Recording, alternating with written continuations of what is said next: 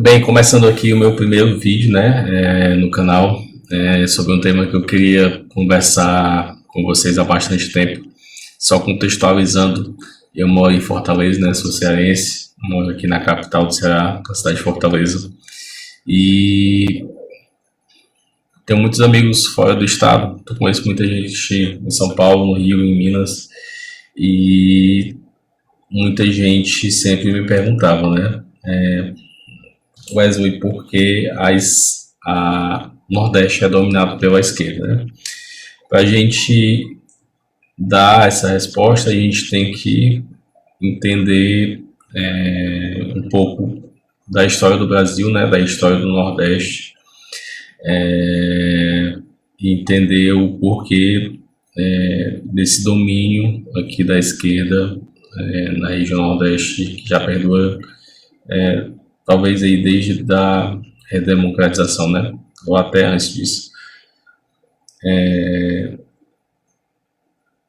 O Nordeste, por muito tempo, na era colonial, ela foi a principal região, a principal economia do Brasil, né? A região com a principal economia do Brasil, muito pautado no cultivo da cana-de-açúcar, né? Tendo Pernambuco, Bahia, Paraíba muito forte, aí toda a região litorânea do Nordeste, quando a economia do Brasil era pautado exclusivamente, não exclusivamente, né, mas muito forte na cana-de-açúcar, a região Nordeste foi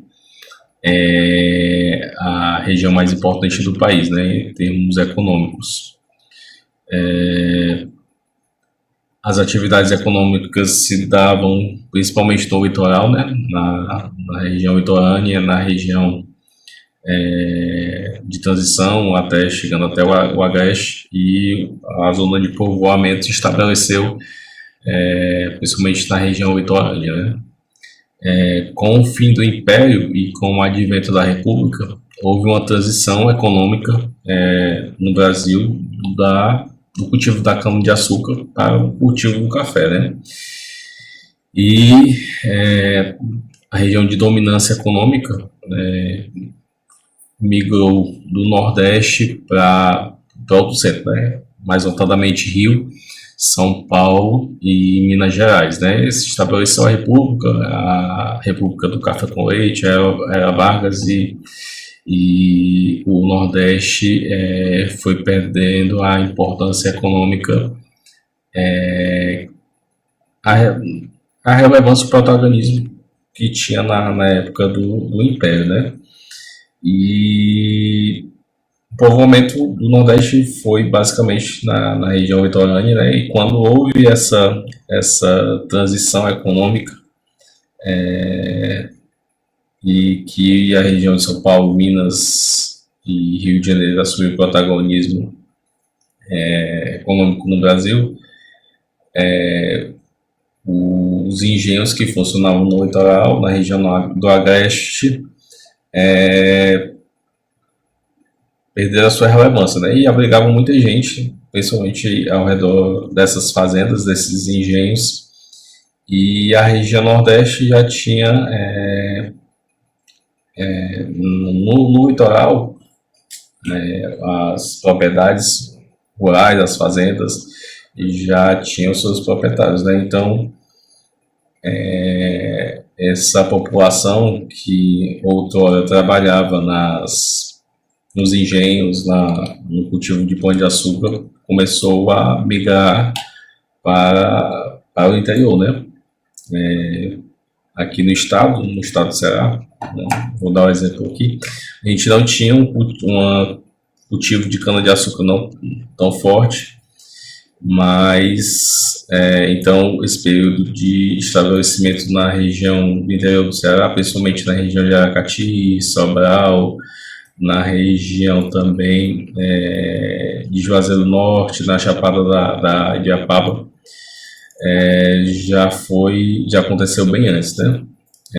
Mas em outros estados isso aconteceu quando houve essa cisão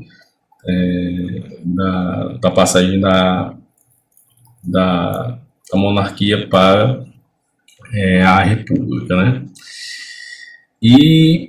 Quando se estabeleceu a República, é, se estabeleceu não um novo modelo político, né? E muito das bases políticas que persistiram na República já vinham do Império, né? Mas surgiu um fenômeno aqui no estado não, em todo o Nordeste, que eu acho que é a grande raiz de todo, não diria atraso, mas se desenvolveu de forma diferente, tanto político como cultural, aqui no Nordeste, que é o coronelismo, né? Se a gente for, se a gente for procurar o conceito de coronelismo, é a divisão do poder nacional, né? Antigamente que era a figura do imperador, hoje o presidente da República. E como o Brasil é um país de dimensões continentais, a divisão do poder, a administração local, nacional, a gente não tinha Brasília ainda, né? Ainda era no Rio de Janeiro. A nossa capital federal precisava que o poder político do Rio de Janeiro chegasse no interior do Brasil, né? E o presidente, antigamente o imperador, ele nomeava mesmo aquele chefe político da região, né? Quando teve a cisão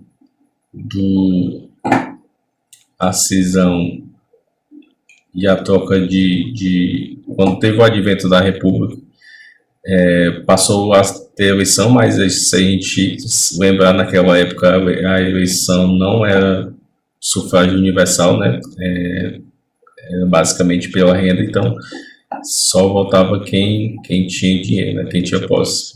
Depois que as mulheres adquiriram o direito de voto e mais posteriormente o sufrágio universal. Mas até então as eleições, essa escolha política era muito centrada nos coronéis, né? Mas não só a questão eleitoral, mas também os coronéis eram a fonte de emprego, renda e ocupação dos nordestinos, né? Porque se a gente for lembrar, teve essa migração da população da área litoral para o interior, ou a população que antigamente trabalhava no cultivo da cana-de-açúcar, e com a abolição da escravatura, teve uma população muito maior que não tinha emprego, não tinha renda, não tinha uma propriedade para cultivar as suas culturas ali, e acabaram ficando sob a proteção dos coronéis, né? E os coronéis davam não só a proteção política, mas também a proteção econômica, né? E isso também influenciava na questão política, né? Na questão do voto, né? Da escolha política. E se a gente for ver as consequências de hoje da representação política, vem desde essa época, né? Pelo menos aqui no Nordeste.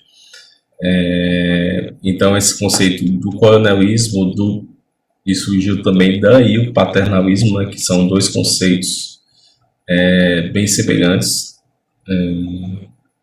Tanto o coronelismo, né, que é mais essa questão de proteção, de imposição de força e da submissão mesmo política e econômica, e do paternalismo, que é essa, não.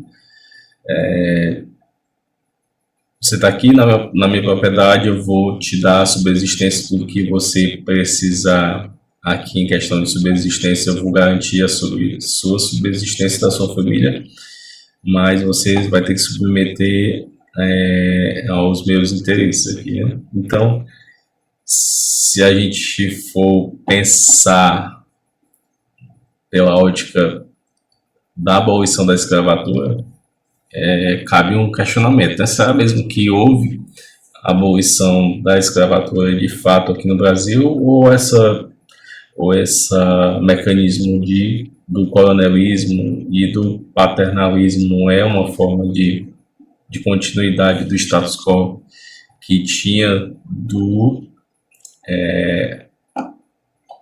da escravatura ainda na época colonial. Então, assim, quando houve a mudança, né, do século XIX para o século XX, a industrialização em São Paulo, em Minas, no Rio Grande do Sul, no Rio de Janeiro, foi bastante acelerada, correu de forma bastante célere, mas aqui no Nordeste ainda continuou a economia baseada na agricultura, né? E fora isso, tem a questão climática também no Nordeste, que influencia bastante. A gente passou por várias secas, 1870, 1915, 1930, que castigaram bastante a população. Essa população que tinha recém-migrado para o interior do Nordeste, né?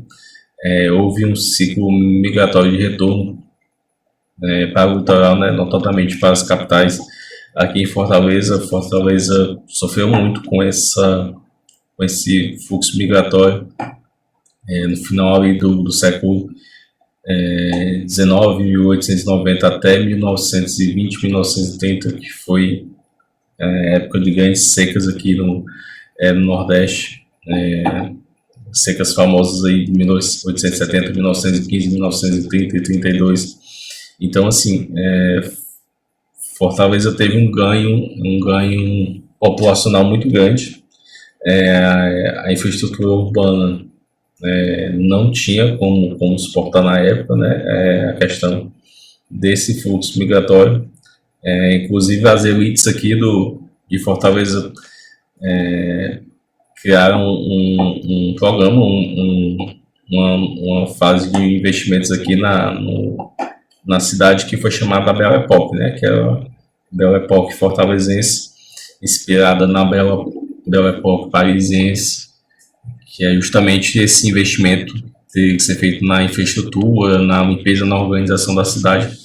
Mas muita gente se instalando aqui em Fortaleza e a cidade foi crescendo de forma desordenada, né? Muitas favelas, muitas comunidades, foram até criados centros de concentração aqui em bairros chamados Parangaba e Antônio Bezerra, São Gerardo, que é justamente para conter essas pessoas que vinham retirantes da seca aqui para Fortaleza.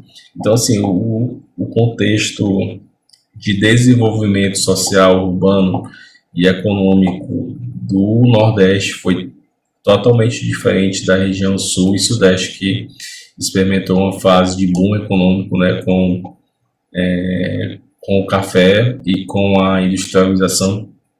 A gente passou por esse processo bem mais tarde, só depois aí do Juscelino Kubitschek e dos governos militares, né? Então, assim, tudo isso foi para explicar o contexto dessa diferença de desenvolvimento econômico, social que o Nordeste tem em relação ao Sul e Sudeste do país, e pincelar um pouco sobre o coronelismo e paternalismo, né? E também sobre o regime escravocrata, né? Então, assim, se a gente for buscar contexto social hoje no Nordeste, está muito baseado ainda nessas premissas que haviam antigamente, né? Coronelismo, paternalismo e uma transição não tão eficaz da escravidão para o mundo livre, né? Que já aconteceu bem mais rápido em São Paulo. Se você for me perguntar, Wesley, ainda existe coronelismo hoje no Nordeste, sim, muito forte, principalmente no interior do estado, né? No interior do Ceará, do Piauí, do Maranhão, em Alagoas. No interior desses estados do Nordeste ainda é muito forte a questão do coronelismo, né? Ou apadrinhamento político, que é o cidadão tá ali debaixo da asa de um prefeito, um vereador ou alguém que ajude ele na subsistência dessas cidades que não são capitais, não são cidades de grande porte.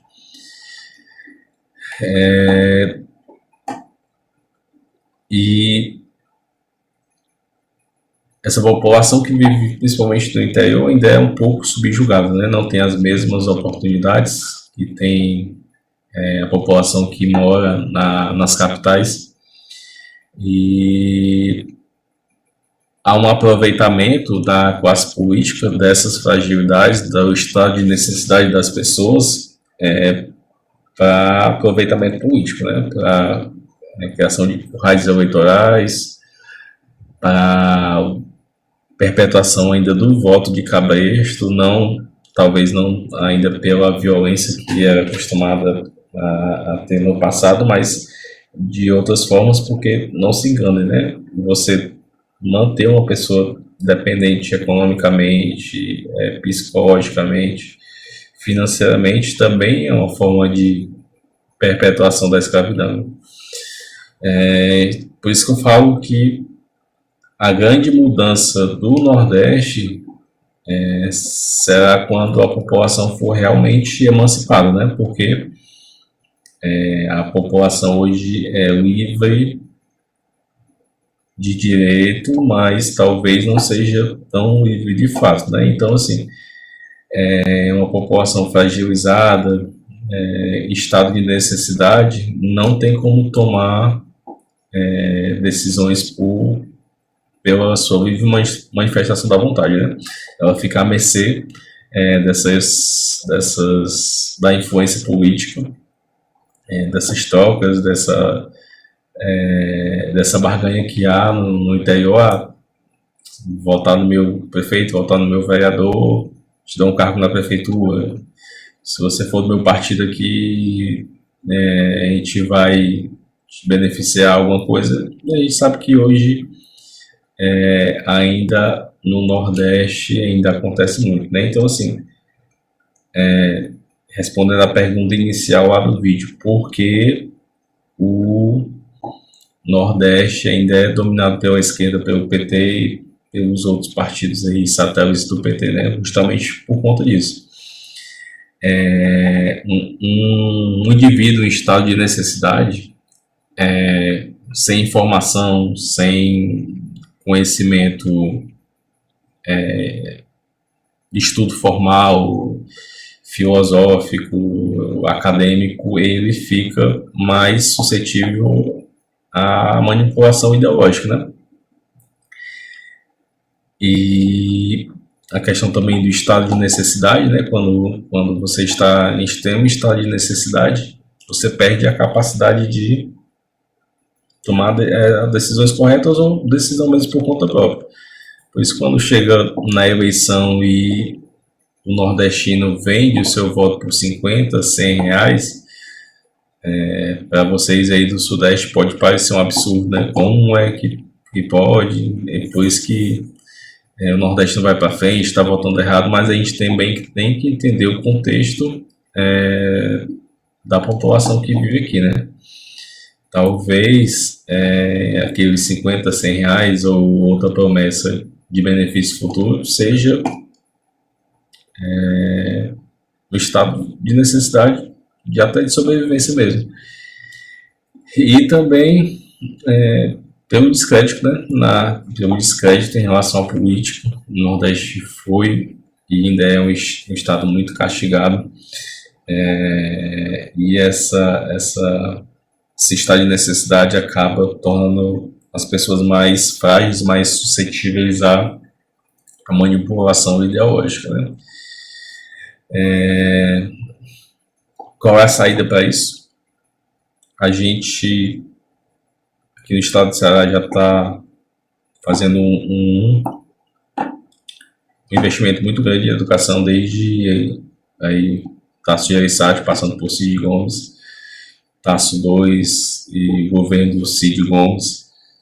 E a gente está fazendo grandes investimentos em educação formal, né? Que depois eu vou até fazer um vídeo sobre isso. Talvez não seja também a melhor saída para a gente emancipar realmente o povo do Nordeste, né? Mas já é o começo, né? Também as redes sociais hoje em dia já servem como mecanismo, uma ferramenta para informar as pessoas, já terem um maior conhecimento, de não ouvir as notícias só pelo vereador, só pelo prefeito, só pelo líder comunitário. Agora já tem mais informações para poder tomar suas próprias decisões, né? Aqui nas capitais do Nordeste, Fortaleza, Natal, Recife, Salvador, João Pessoa, Maceió, já está tendo um movimento grande de retomada da direita, né? A direita foi por muito tempo marginalizada, não só aqui no Nordeste, no Brasil, mas a gente já está tendo um movimento aí de retomada, grandes líderes surgindo no Nordeste, como André Fernandes, o filho lá do Gilson Machado em Pernambuco, né?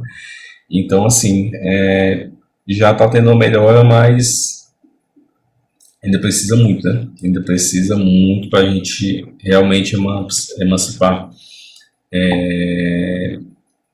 a população do Nordeste, né? E a gente espera esse entendimento, essa empatia da população da restante do país para entender o contexto, todo esse contexto que eu falei agora aqui no vídeo. Lógico que eu não detalhei, né? Passei mais um âmbito geral, mas havia muito mais coisas para detalhar, mas depois eu vou fazer vídeos específicos de cada fase dessa que o Nordeste passou, mas para dar o contexto também vou aprofundar em algumas coisas que precisam ser aprofundadas aqui sobre a região Nordeste, mas é basicamente isso. O vídeo inicial eu vou focar primeiramente nessa parte do Nordeste, depois vou tratar de outros temas nacionais. E é isso, espero que vocês tenham gostado do vídeo.